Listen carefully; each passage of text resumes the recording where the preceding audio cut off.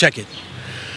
When I say autistic, I don't mean retarded, but a genius light in a world of darkness. But regardless, the world is heartless. Cell phone targets for bombardments. I'm out of shits I used to give. So close to death, I see the lives I used to live. My future kids, I leave them with this tutelage. When I say hip-hop, I don't mean the music. I mean the culture, not the vultures. They're an ulcer. Fucking devils smell like sulfur. Fearless when I spit the flow. Talk with my hands like Cicero. And it won't be funny like Piscopo, cause romance and death is miserable. Someone gotta die, make the shit to go. I'm hungry and invincible. One nation indivisible, betrayed by individuals, descendants of the criminals that pretended to be biblical and hide behind residuals. So I'm critical of those bankrupt in their spiritual. Double time, double tap, pop the Nina, collapse your lungs like emphysema. I light one up with your subpoena, cause I glow like fish from Fukushima. I sing like Christians in the arena, fed to the lions and hyenas, massacred like Indonesia. Gone are the days of Iwo Jima, cause the surge wasn't just troops that we sent to Iraq. It was the surge in money we paid rebels not to shoot back.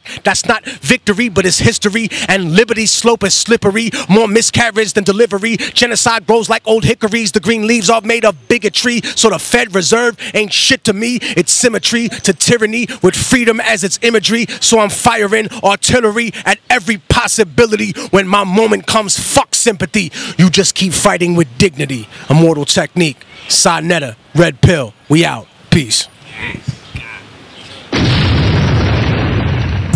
Peace and Black Power family. This is your brother Sonetta coming black at you once again with my brother Immortal Technique. Now, I want y'all to bear with me. I'm going to let you know some things. And here we go. The first 10 minutes and a half, I realized I didn't have the mic plugged up on my brother Immortal Technique. And once I realized it, I stopped the camera and plugged in the mic. So you're going to have to bear with the surround sound that's going on in the background, just for the first 10 minutes. But I didn't want to cut that out because the brother was dropping it so deep. Y'all still needed to hear that. But it's going to clear right up after the first 10 minutes. So I apologize to that family. Peace and Black Power.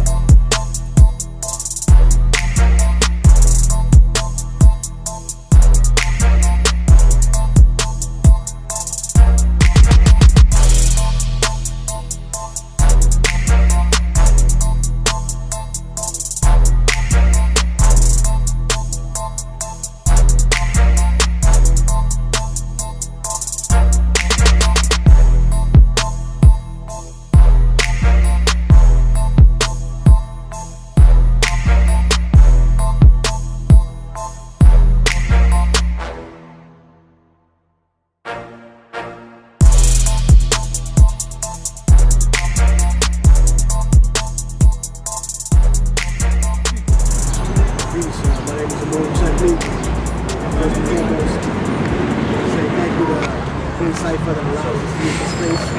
Nation of God's Earth, Law School, allows us to use this space to film. I'm from Harlem, but I was originally born in South America in Peru, in a military hospital in Lima. And I came here when I was about 3 years old. And it was definitely culture shock. I came from a place where I didn't even speak English. I came to this country and had to learn the language, I learned the culture. But I also moved to Harlem, so I learned the struggle. And I learned it very early.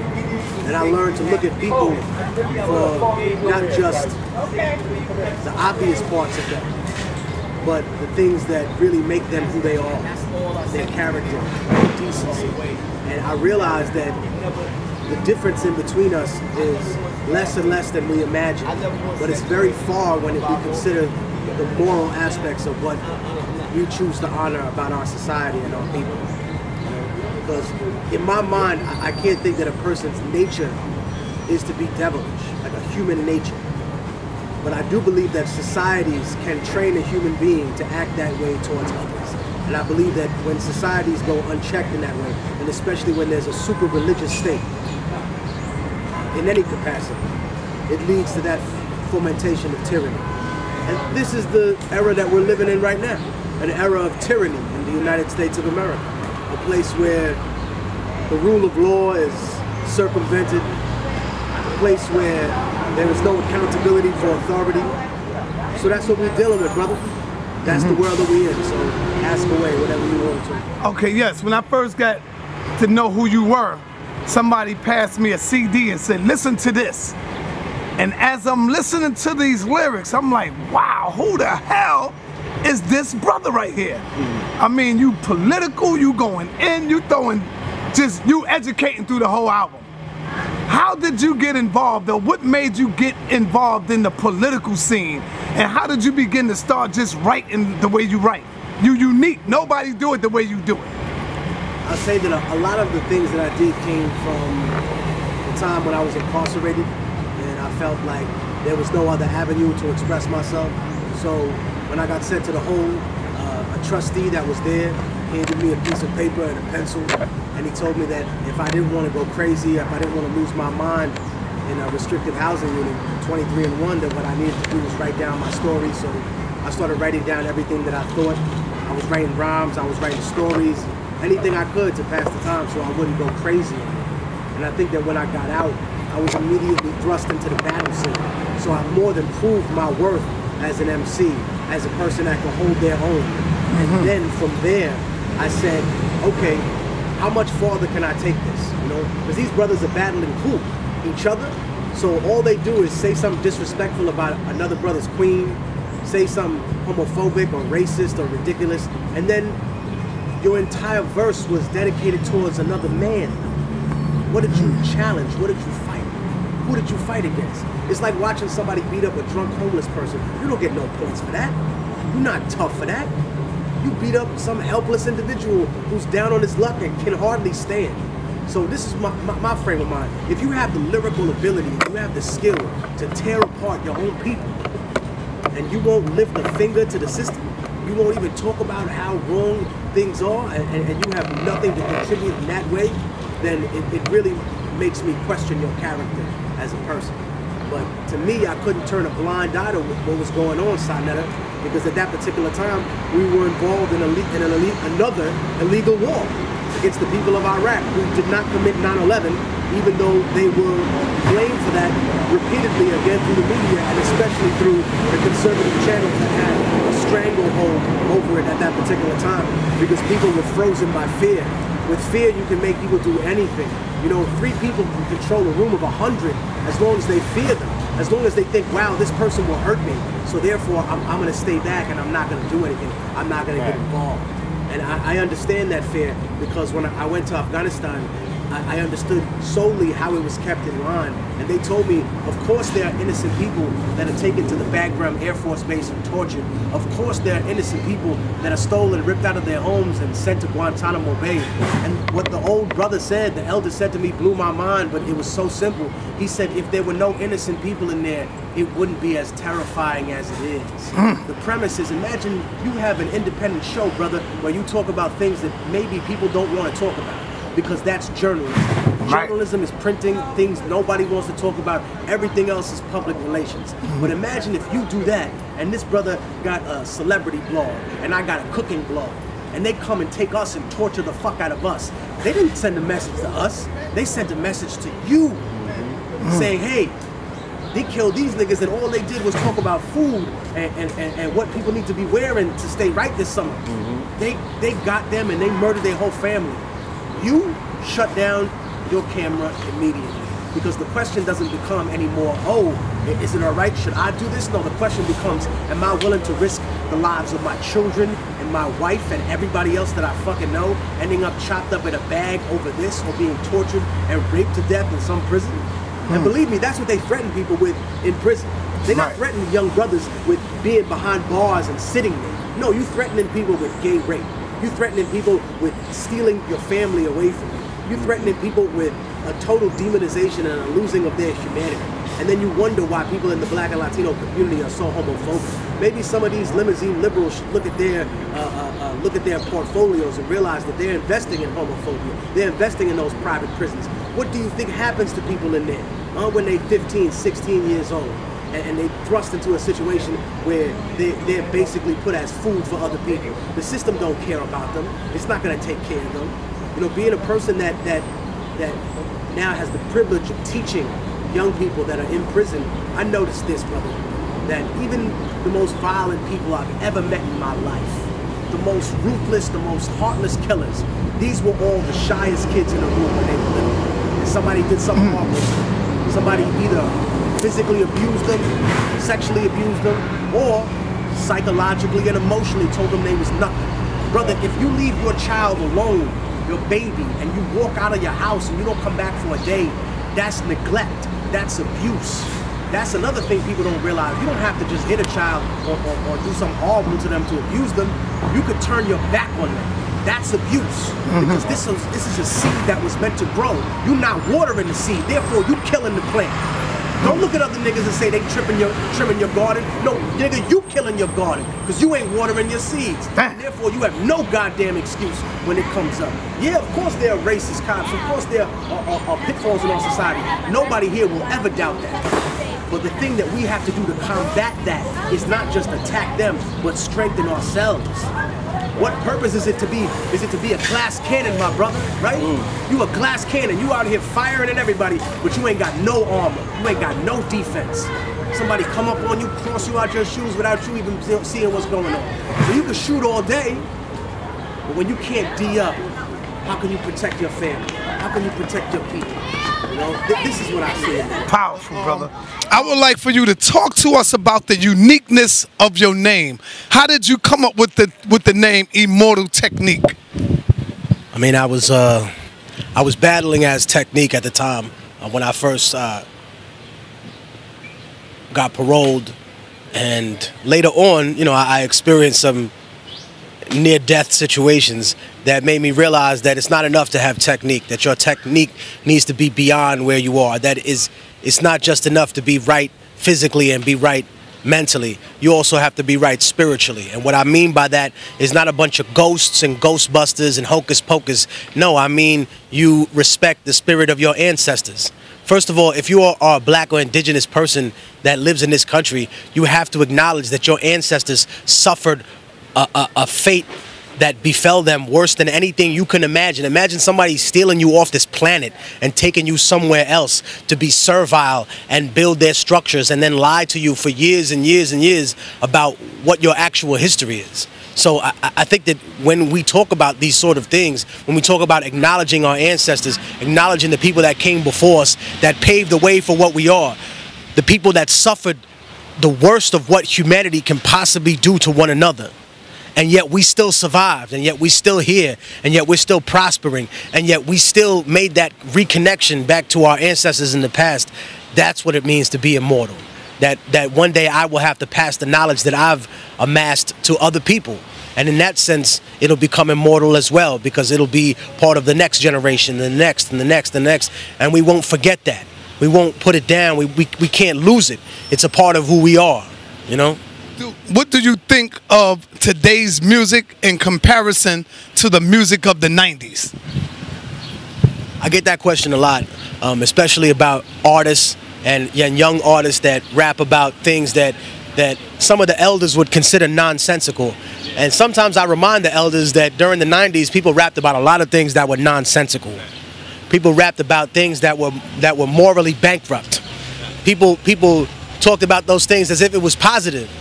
You know, people thought, oh my God, I'm the realest killer in the world. And then they realized they wasn't killing nobody but themselves.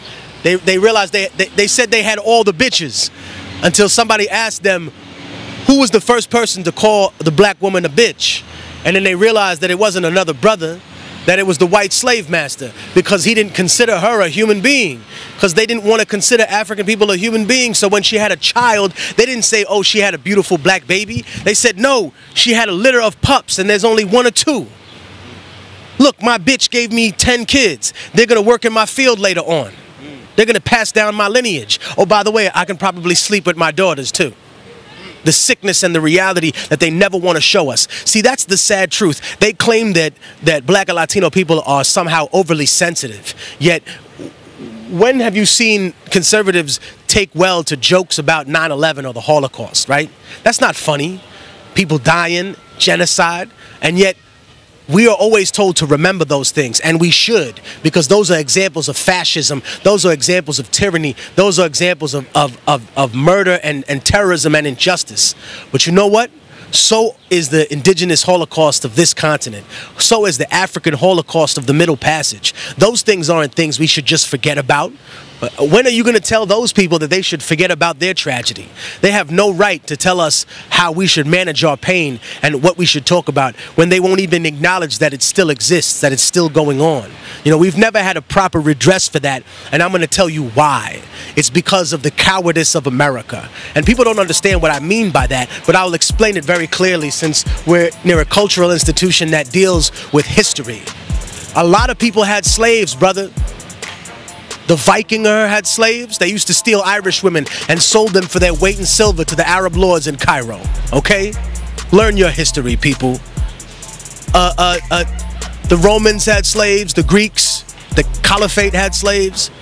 But the rationale behind their slavery was, you know what? You lost the war. Therefore, you will serve me now because I beat you and you can't fight back. The problem with America was that they designed a system with which they said, hey, anybody that gets off this boat and steps here is given the principles of life, liberty, and the pursuit of happiness. The only problem was that America became schizophrenic because what it promised and what it talked about was totally different than what it actually showed people, right? It came up with scientific excuses for slavery, eugenics, right? Which is bogus, bum, pseudoscience. It's not real, therefore it doesn't exist, right? Then they came up with religious excuses instead of just saying, hey, no, y'all niggas lost, get to work. No, they needed to somehow justify what they were doing to themselves inside the psyche of the nation. To follow me now, they couldn't come to terms with the hypocrisy of what they were dealing with. They knew in their heart of hearts that if they stepped back and allowed slavery to dissipate, that they would be 100 years of production behind Europe, and they wanted to be ahead of them in every fashion. Because they feared them. That was the purpose of the Monroe Doctrine. Get the fuck out, don't come here no more, this is our continent. We want Napoleon out, we'll back the Haitians until he get them out, and then we'll betray them and make sure they go back to slavery. This is what we're dealing with.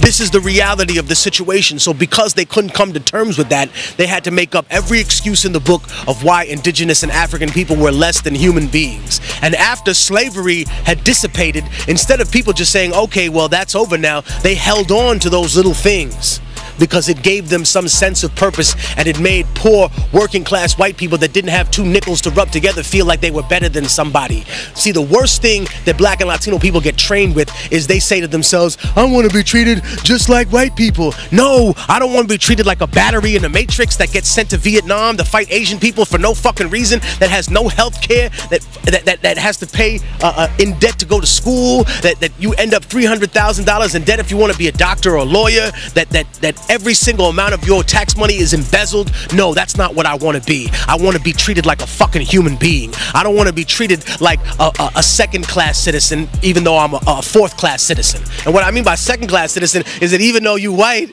you're not the first-class citizen.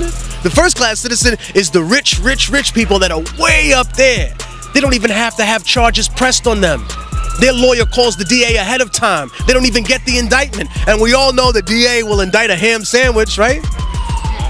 But they won't indict them. And it don't matter who you are. As long as you have the paper to sit there and have these discussions, the only problem then becomes, what about the authorities? What about those people that are caught on camera doing this? Are they then susceptible to the law? Well, it depends on what people, right? Because if we're talking about a tiered justice system, it doesn't matter if you're rich or black or white. There are people who have killed their spouse on camera, right?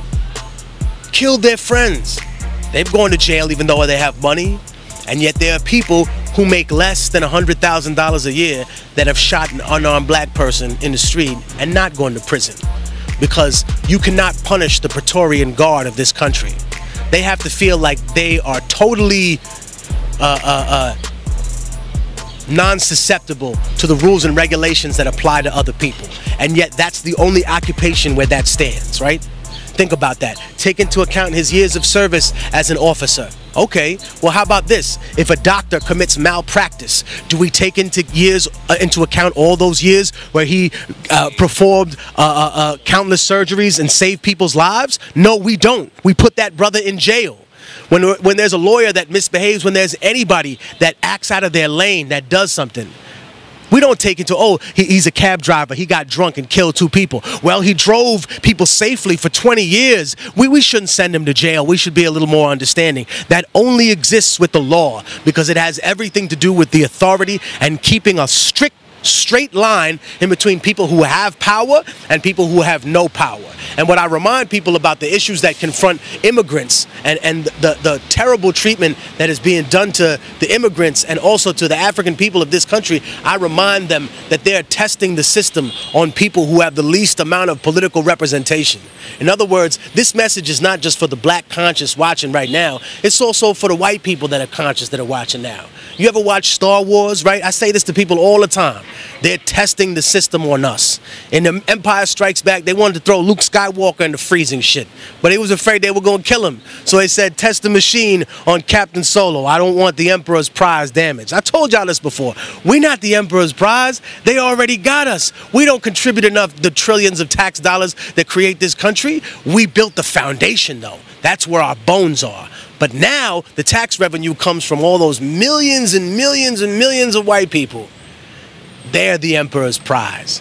And they're testing all the horrible things that they can get away with on us. Because imagine if a cop got out and shot little white Howdy Doody's son in the fucking head because he wouldn't sit on the ground. You wouldn't think that was right. You wouldn't say, hey, Howdy Doody should have raised his child to have more respect for the law. You would say there's no rationale behind a police officer shooting a little kid for stealing a pound cake, Cosby. I don't give a fuck what he did. He stole a pound cake. That's not punishable by death in any measure of any society.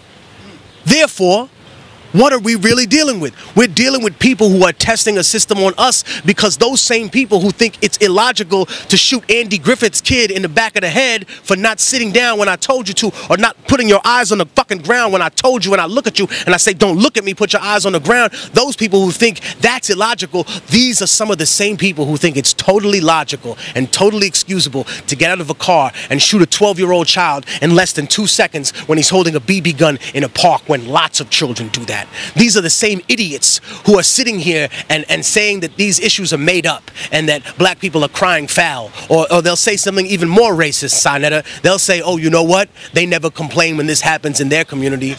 What are you talking about? Of course we complain. It's just you not there at the rallies to see us complain. You not there at the churches to see us bury our dead. You not there at the mosque to hear people pray over the people that have been shot and died. Of course, anytime a black or brown person dies in this community, it leaves a hole in our heart. The difference is if that person who shoots them is caught on camera shooting that brother, they're going to prison. Even if the cop is caught on camera, laughs about it, throws his gun in the trash and says, hey, this motherfucker didn't have his hands up when he obviously had his hands up, he still gets a paid vacation. This is what we're dealing with. So no, it's not that we don't care about the people in our community, although you expose yourself by saying that, because what you're really saying is inadvertently trying to imply that black people care less about our lives than other people.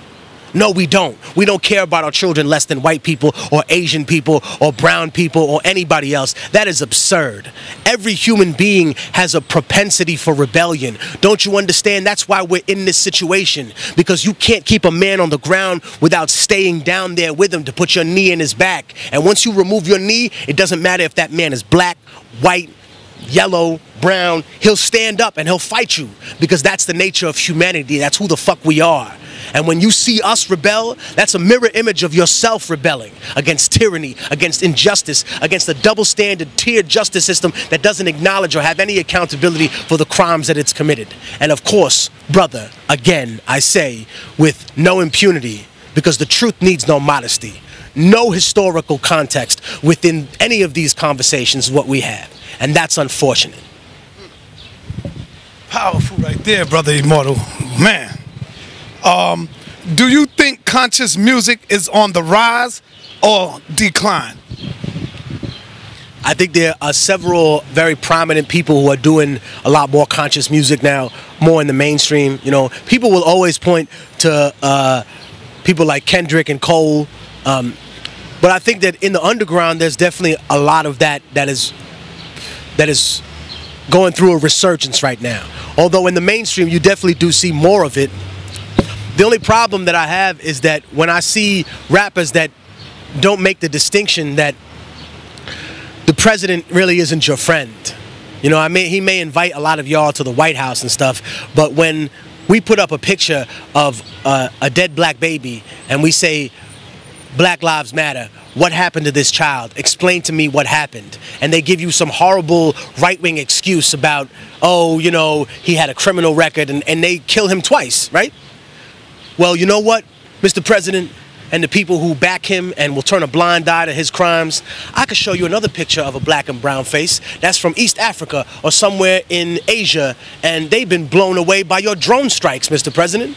So black lives can't just matter here in this country, they have to matter all around the world.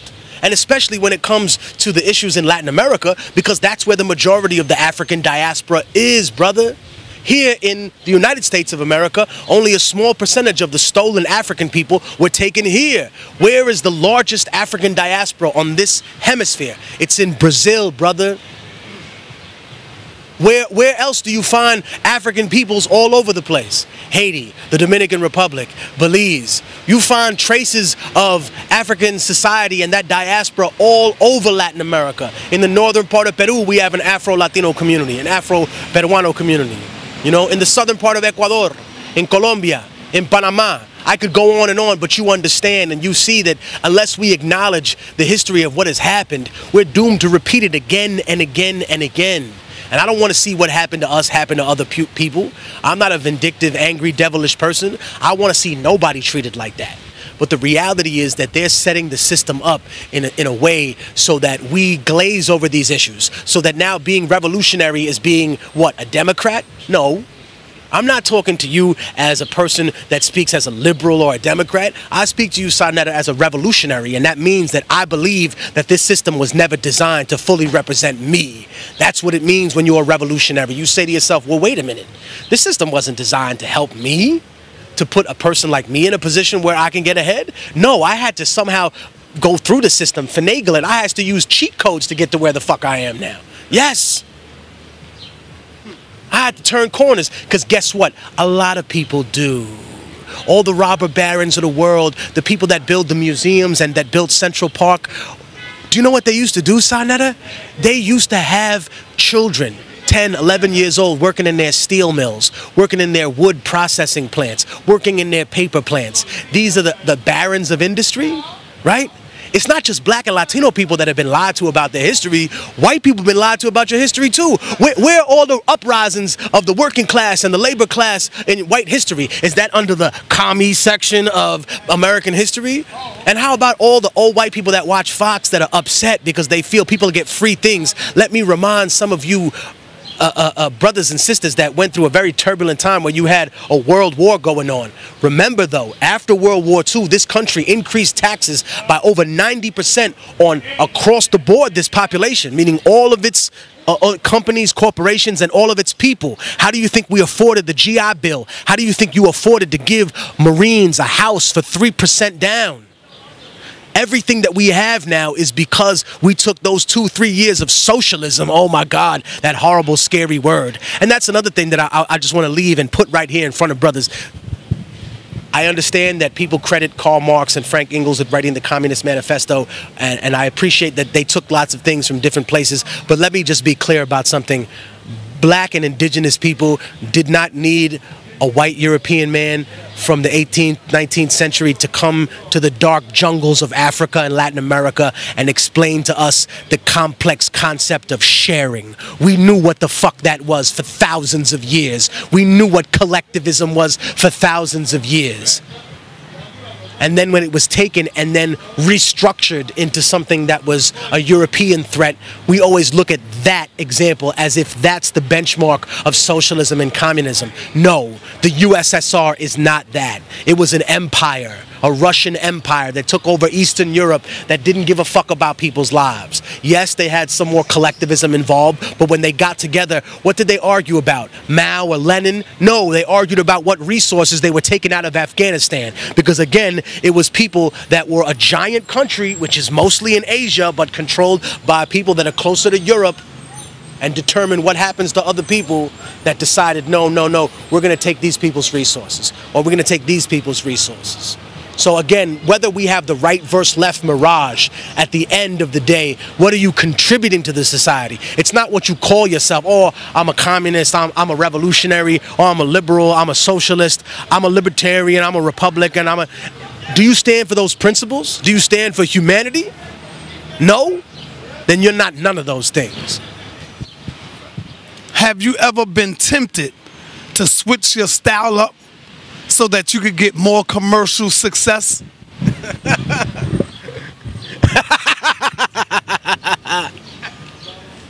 No.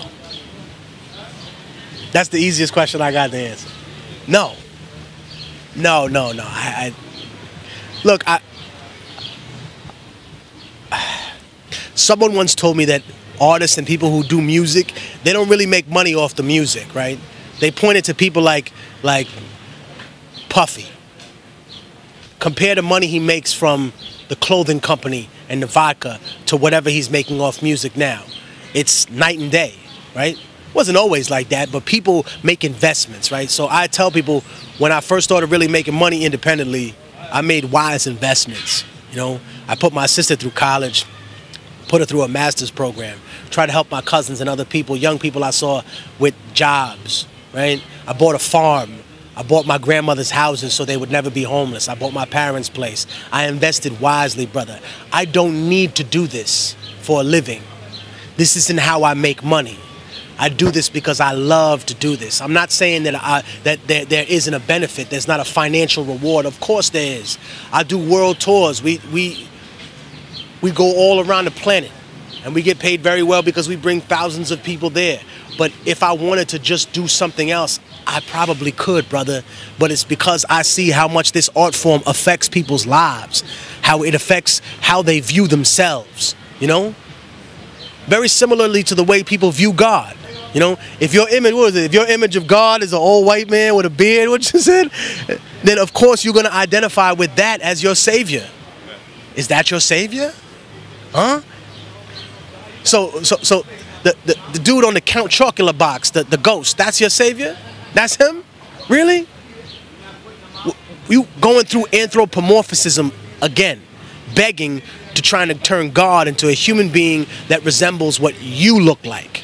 So it's not so much that, you know, God made man in his own image. It's that man constantly remakes and makes God in his own image to try and justify whatever he does by applying it to God. Think about this, brother. We call each other king.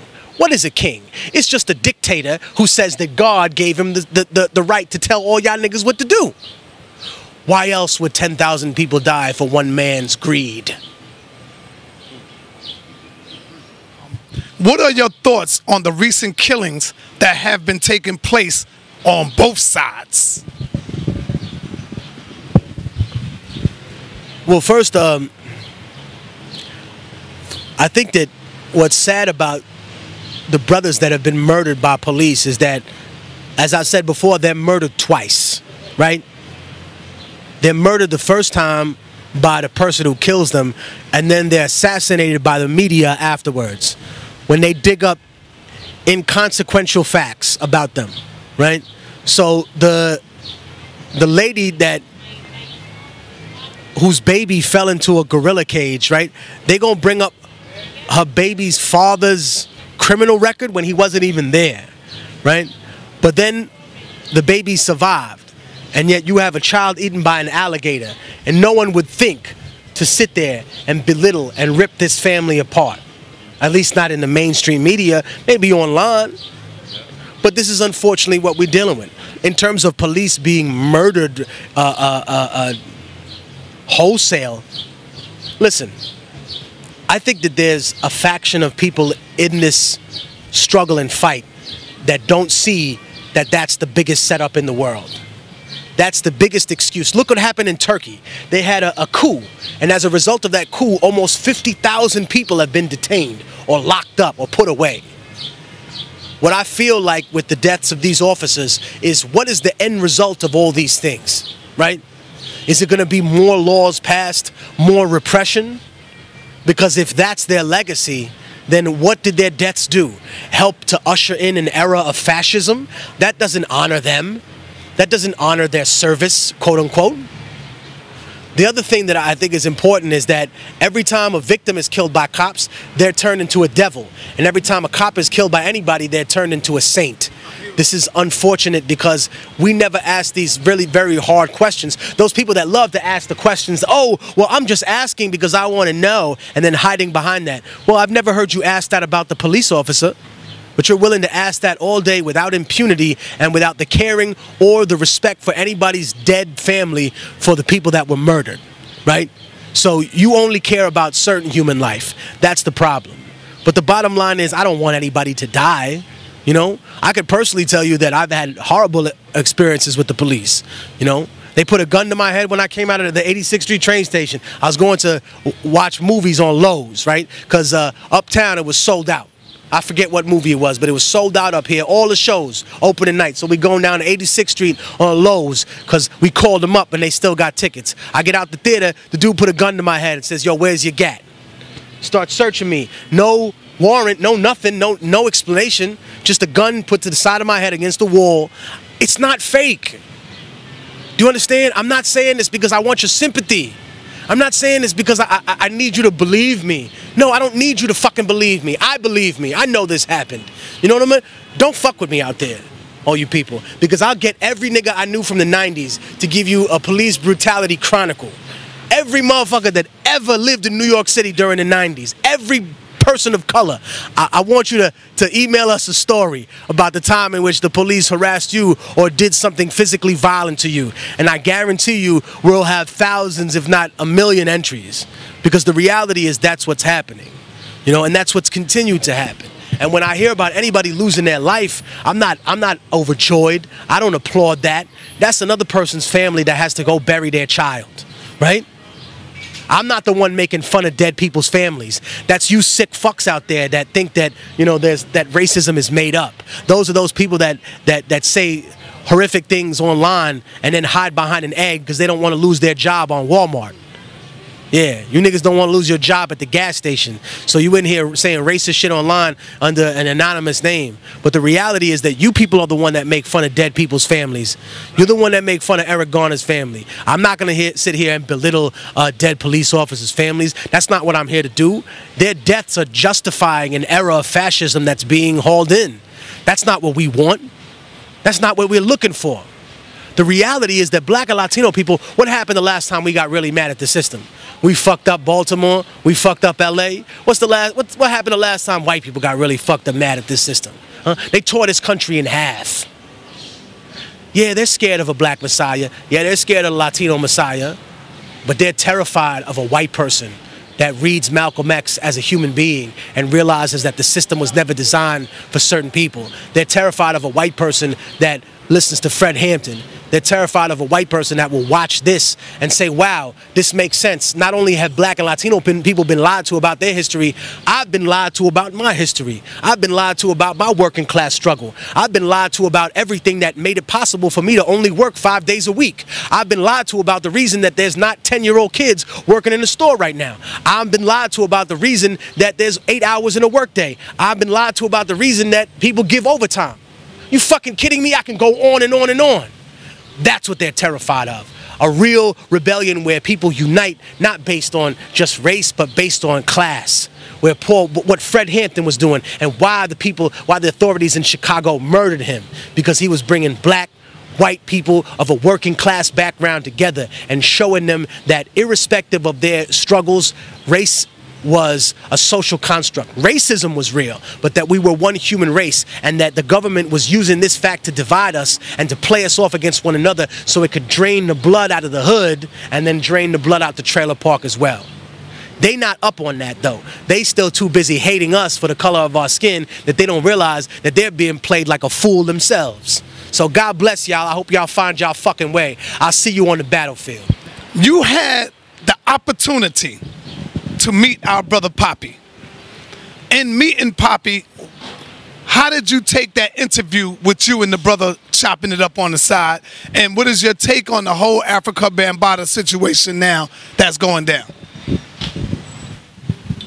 Well, first and foremost, I had the opportunity to speak with that brother and with one other person who wishes to remain anonymous. but there are more people that are coming and who have stated a desire to speak to either me or another person about these certain things. So until that investigation is concluded, you know, it's very hard for me to actually make a full statement. But what I will say is this, is that his words don't lack credibility. They're rooted in pain and reality. And what we need to deal with as a culture and as a society is that no man is infallible. If the brother is guilty of doing such a thing, then he must be judged as any other man. Anyone who says different has a hidden agenda. Because I'm sorry, our babies are the priority, right? I always tell people when it comes into these situations, I feel it's horrible if a person is falsely accused of a crime. But it is my duty to always side with the people who are not just the victims, but the survivors of such a thing, right? I teach in a prison, brother, and you know what? Adults don't respect when a child says, leave me alone, don't touch me, don't hurt me. But you know what adults have to respect? When the child says, if you touch me, I'll fucking kill you. Because then you're not looking at him as a boy no more. This little 12, 13-year-old boy could stab me with this and put a hole in my liver, and I'm gonna bleed the black blood out of here until I'm dead in 2 minutes. When I see people that are violent in our society, especially black and Latino youth, I realize that they are the victims of these type of abuses. And I cannot turn a blind eye to it. It cannot be excused. If George Washington was one of the founders of America and he can still be brought to task because he was a fucking slave master, then no man is above reproach just because he contributed or participated in the founding or founded an art form, especially a revolutionary art form. We have to hold our people to an even higher standard. We cannot become a cult of personality where we turn a blind eye to people's crimes simply because of some of their contributions or who they are. I think that obviously at some point when all of the facts come out and we're able to talk to all the people, we definitely look forward to making a statement at that point, and then coming to not just you, but the other people in black media that we felt should have been contacted about this in the first place. There's no reason to go out to these other media sources when the first people you need to be addressing are the people in your community, the people in the hood. That's like the president saying, oh, we going to war without even telling the general. You ain't even tell the Marines, you ain't tell the general, you ain't tell the colonel. They don't even know to mobilize. You saying, hey, we got to be overseas tomorrow. No, you tell the troops 2 months ahead of time. I knew people in the military, they said we were going to war with Iraq 2 months before this shit happened because people had to mobilize. If you really want to mobilize the hood, you come and speak to the hood first. You come and talk to your people. You know, I tell people all the time, anything that happens in the dark is eventually brought to the light. So don't think that people can hide forever. There is no magic shield that protects people from anything, any violence done against an individual. And I guess the question that I have to return to the people in the crowd is if someone accused a family member, right, of touching a child, of one of your family members, you would probably think it was a lie and you would defend that person. If two people came up and said that your family member or your big homie touched a child, you would still think, damn, well, what the fuck is going on now? So I guess the real question is, how many people does your big homie or your family member need to fucking rape? How many little children does your family member need to touch or fuck until you decide that you need to turn your back on that family member? That's a fucked up thing to have to ask yourself. But that's the reality of what we're dealing with in this society as a whole. Not just that situation. We're dealing with people turning a blind eye to terrible things happening to children all over the place. That's not just happening here in this nation, right? That priest scandal wasn't just something that happened here in America. It was something that happened because the church is dug into Africa, because it's dug into Latin America. When I went to Haiti, brother, do you know they were singing songs? These independent artists were singing songs in the street. You know what the lyrics to the song was in French? In Creole? They're stealing our children. Bring our children home. This is before the incident in Africa. This is before the little girls got stolen from the school. Bring our children home. Nobody believed that people were stealing children from Haiti until later major news outlets, of course, the CNNs, the MSNBCs of the world, they broke the story that aid workers were using children as sexual slaves in Haiti, that people were stealing children there to put them in sexual servitude. Disgusting. If we think those people are horrific, then no person is above the law. And when the investigation is concluded and we find out what the end result is, then we're not dealing with rumor anymore. We're not dealing with accusation anymore. I only want to deal with fact.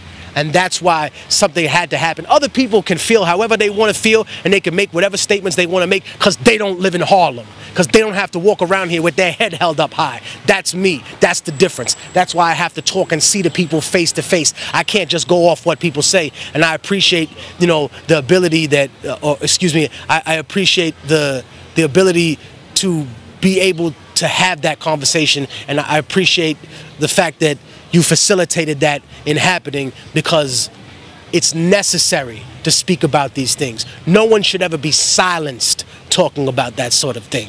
You know, that goes above and beyond everything else, right? That's the main priority of our lives, our children, our seeds. That's who we're supposed to die to protect, not the people who are hurting them. Last question. A new administration is on the way. There's a climate in the air. Some words of advice for you, a revolutionary, to the audience, to the family that are out there, just in terms of some of the next steps that they should take as a collective to not only get themselves out of the get themselves out of the fear of what a new administration may bring, the unknown or the uncertainties, you know, the racial climate. You know, what could we do to take ourselves out of that realm of distraction and begin to focus on us, the true power, the people, and to move in what direction should we be moving in? Well, first of all, about the election, let me just say very quickly that I'm a firm believer that the only reason Donald Trump is there is to stop us from complaining about the inevitability of Hillary Clinton. She is going to be the next president of the United States. And I feel like when you talk about this election, you realize that she has the black vote, she has the Latino vote, she has the Jewish vote, she has the woman vote, because Trump has offended all these people, right? And it's not real talk. It's just doing it so that he can troll y'all. And I think that what people don't realize is that Mrs. Clinton will very likely be to the right of Obama on foreign policy. See, that's what I think people don't realize, that while people praise Obama for the few words that he said here and there about things, that he completed the Bush doctrine, right? What was the Bush doctrine? To overthrow countries that were not allied with the United States of America and the Middle East. What happened when he left office, right? What did Obama come in and do? What happened under his reign? Libya was taken out. We wanted Gaddafi for years, but do you remember he gave up his weapons of mass destruction to Bush and the UN during that time? He bought himself about a good 8-10 years because he said, no, I want to renounce terror. And at that particular time, Bush couldn't do anything because he said, oh, fuck, here the dude gave his shit to the UN. He's coming in. He bought himself some time. What did Obama do? He said, all right, enough time has passed. Let's get rid of this motherfucker. Then we had Ben Ali, a lame duck. Fine, we need someone that's even more pro-us. Get rid of him. Then what happened? The old dictator's getting senile in Egypt. We need a new dictator. Put a new one in. Cool, the Muslim Brotherhood, they only there for show. They there to keep the seat warm. Good. New dictator. Now what? Iraq. More mercenaries. Afghanistan. More mercenaries. Overthrew Syria, throwing mercenaries in there. How is he a peaceful president? You children still haven't read history. You still don't realize that Rome had African emperors. And that didn't change the nature of Rome. It was still an empire. It was still a colonial state. I think when we talk about our people, what we need to be doing is we need to be learning more about health and nutrition and about self-sustaining. We need to be having more of these gardens, more of these farmers markets that are taking place here. We're being taken out, not just with the guns and knives. That's what I tell people. We're being taken out every day by the food we eat. I'm guilty of this myself too, brother. We're not just being shot in the street by law enforcement. We're being exterminated from the womb by chemicals that people approve to put in our food. We need to learn about that. My brother Akir, his son Nile, put me on. I was eating some garbage cookies. He's like, you can't eat that. It has high fructose corn syrup in it. That's proven to make lab rats dumb and slow. I was like, what? This little brother put me on a couple years ago. I said, oh man, this little brother telling me what it is. Mind you, his mother's a nutritionist. But that's where the sisters need to move. You know, a woman's place isn't in the kitchen. A woman's place is in a revolution. A man's place and a woman's place are both to understand what need to be working in that kitchen. To feed yourself, to give your mind nutrition. They killing us with the things that we don't even know are coming into our hands. You see a popsicle. That shit is diabetes. Then we had a talk yesterday about fish. We started laughing about fish spots, why they're so popular. How racism got it all wrong. Making it seem like black people love fried chicken. That's bullshit. They love fried fish, you dumb motherfucker. And why? Because in West Africa, what was the staple diet before those people were stolen? Fruits, vegetables, and fish, because they were a coastal people, right? It wasn't mountains of ham, mountains of steak, beef. Why do you think motherfuckers got heart disease? Why do you think people got diabetes? Why do you think people are sitting here on their last leg? Because you took our diet and you changed everything about it. I'm telling y'all better start preparing for this shit now. Y'all better start learning your neighborhood, mapping your way. Y'all better start learning how to survive on your own, man. Because this shit gonna be merciless when it happens. Okay, so in closing, brother, take us out with this here. In closing, he gotta go. In closing, do you have any future projects coming up? And do it features anybody? And if so, I mean, no. Do you have any future projects coming up? And take us out of here with something powerful and political. Let the people know, like I said, where your lyrics come from. Take us out with something powerful, brother. Peace. I got a new album coming out called The Middle Passage on Viper Records. Obviously, we're not sparing nobody's feelings. It's a ruthless album. And when I say The Middle Passage, the artwork alone is going to blow y'all away. But drop a gem. Sometimes people use the wrong words to talk about things, so we're going to have to put those into perspective right now. Check it.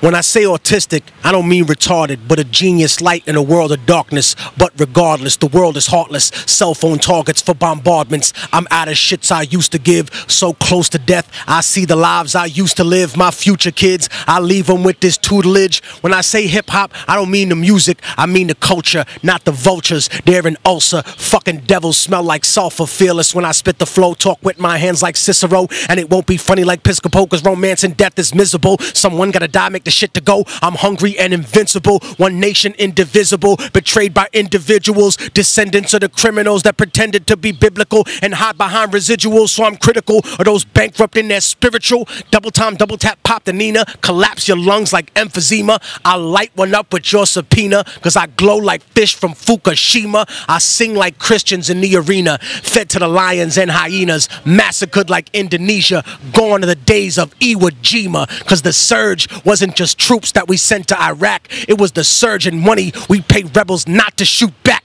That's not victory, but it's history. And liberty's slope is slippery. More miscarriage than delivery. Genocide grows like old hickories. The green leaves are made of bigotry. So the Fed Reserve ain't shit to me. It's symmetry to tyranny with freedom as its imagery. So I'm firing artillery at every possibility. When my moment comes, fuck sympathy. You just keep fighting with dignity. Immortal technique. Sonetta. Red pill. We out. Peace.